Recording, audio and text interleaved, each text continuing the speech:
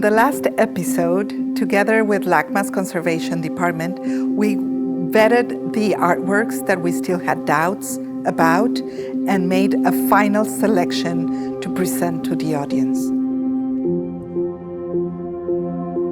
We're about to see if our concept and the way that we envisage it will work when translated into a gallery space.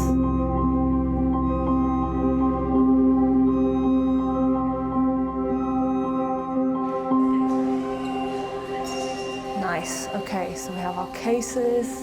Where are all the vitrines here? Oh my God, there's so much stuff. Checklist is finalized. All of the lenders have been contacted to start the shipping arrangements.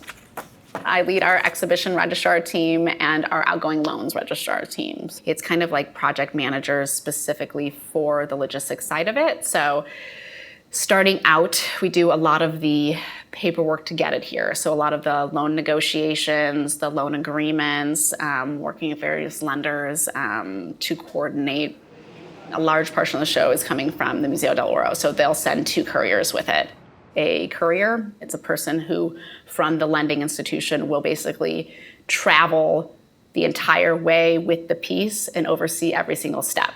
And we'll also have a LACMA representative that goes down there as well.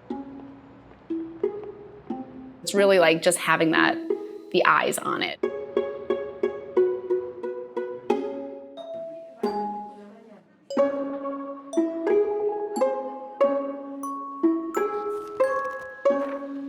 So they'll watch the piece get packed at their museum and they'll travel with it every step. They'll be there for when there's customs inspections, when there's security inspections. They'll make sure everything's handled safely.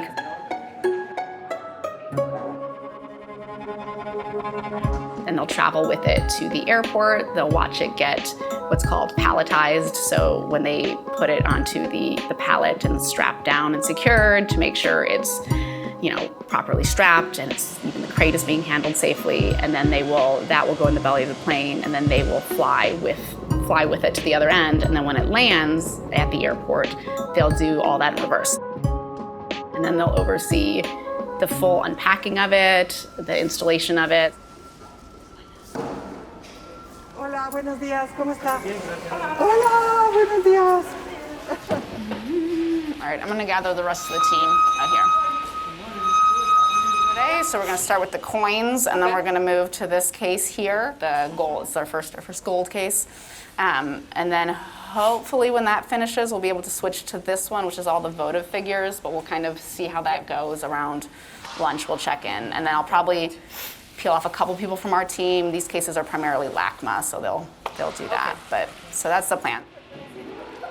What makes a good exhibition registrar is both like crazy attention to detail and planning, but also a flexibility and a willingness to kind of roll with it, because there's never a single install I've ever had that went according to schedule. Not one. I've been here for 10 years. It just doesn't happen. One of the other crucial things to think about and to prepare are the mounts for the artworks. We just look for the least damaged side. This has these scratches. Right, and this? Yeah, this looks like I would have this facing the front. Okay. Because it's going up against a wall. So right, so you won't see. Yeah, so you won't see the back. Do you want to center the stripe? I think it looks good centered. Yeah, we can have this facing the front. Okay. To put a bowl or a plate on a wall, it needs something to hold it there. And at LACMA specifically, we use mounts to secure artwork against earthquakes and theft. Once I know what the curator is looking for, I will sit down with the piece and consider all my options design-wise. And then I will go about fabricating it, and I usually work in steel. So I weld, and even the smallest things, I try to stay with steel because it's the most sturdy. I weld, I grind, and sand, and shape. And sometimes I just have to get really creative and bend metal quite a bit to get these arms into places that are not very visible, into like little nooks and crannies that don't show, because I don't ultimately want the mount to be what people see. It's okay to know it's there. It's a good thing to have a mount on an object. It means it's safe. But I don't want it to take over and be visible immediately. When the mount is completely made and I've sanded it and there's no tool marks and there's no rough areas and it's all smooth on the inside, then I paint it. I prime it and then I paint it close to the piece. Matching colors of ancient artwork or really unusual contemporary artwork can be really hard, but I'll get it as close as I can. And then we always pad the piece in felt. So there's a felt liner between the metal and the artwork, and then it's good to go.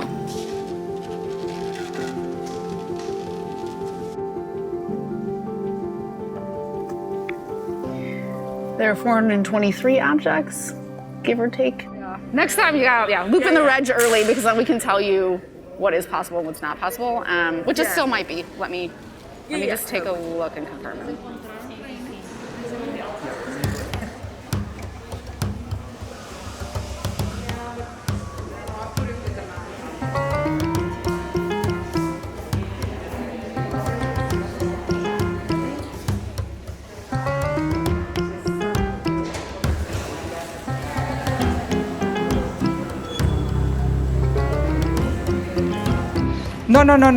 No, let me see. No, I was thinking a little bit more towards the... So just pulling forward a little tiny bit.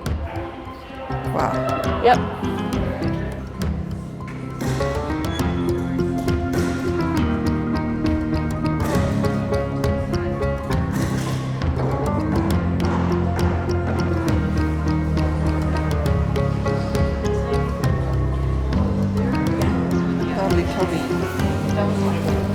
Just a little bit lower, like two fingers.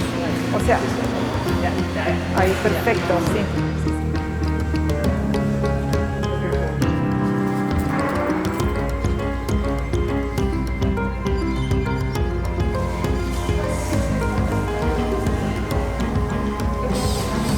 We work with all the teams that have a part in the install, which is a lot of teams at LACMA because we are a giant bureaucracy. So conservation, our art handlers, curatorial, obviously, design, mount making, framing, graphics, all of them have different parts to play in the installation, and all of them have to be scheduled so that they all fit the best, so it actually comes off without a hitch. So the show that you see in the end looks beautiful and like it just came together like that.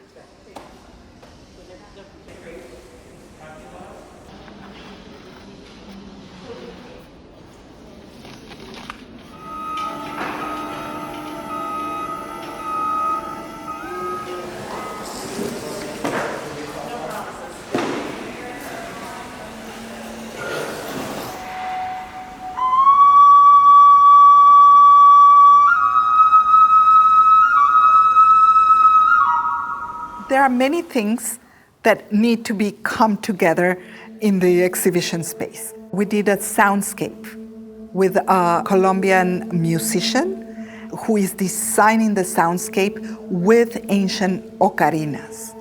And that soundscape, it's designed to create the feel of being there, present, with the sounds in the jungle.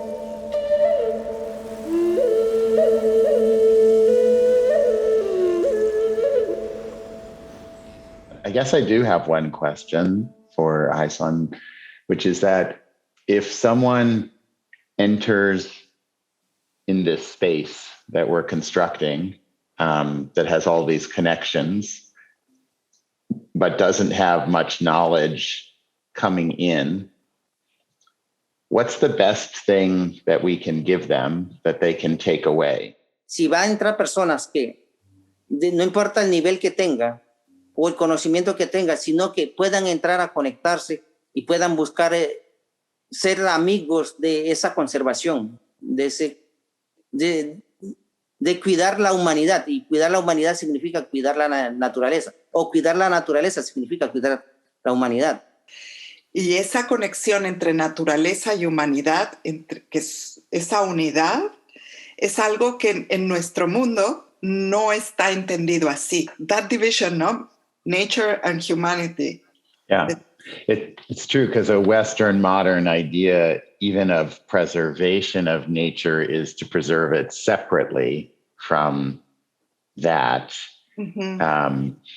almost as an aesthetic object, which provides something like maybe air, but not with this connectivity. To see it as one, interconnected, is an entirely different way to think about establishing care.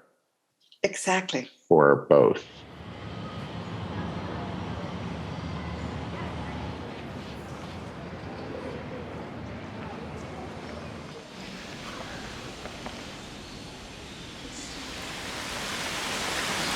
Really brings the Sierra Nevada in, and you can hear it. Now I can hear. You can hear? The and it's the real sound. It's the real sound of that place. And I'm hearing sound from all the way across the galleries.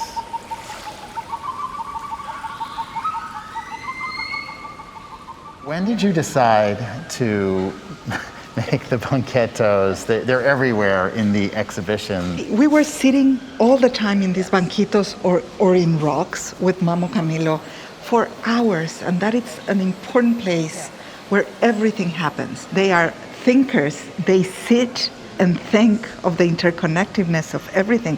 So we have a piece from 2,000 years ago, and you have Mamo Camilo today doing the same exercise.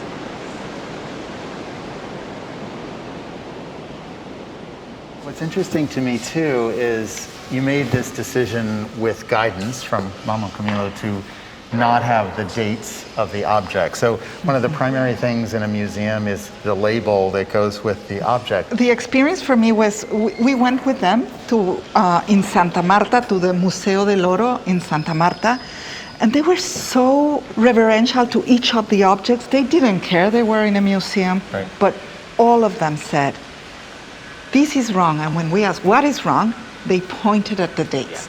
They said, these objects were made with the intention of being the connectors between nature and men, and those principles are eternal. They don't have a date. They don't expire. And once you have an expiration date on them, you are not understanding or even respecting them.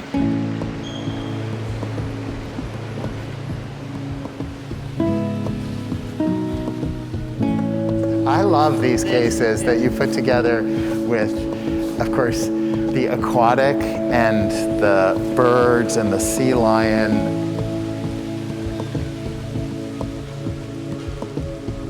For us into the future, that this is a beginning point of a much longer conversation, more listening, and more thinking about how this will affect everything in our lives. I think that's what you said. You went to study an exhibition and it sort of changed your lives. It changed our lives. And exactly, this is obviously the culmination of so much work, but it's also a beginning. And we said that too. Like we have it installed, but this is just the beginning, right?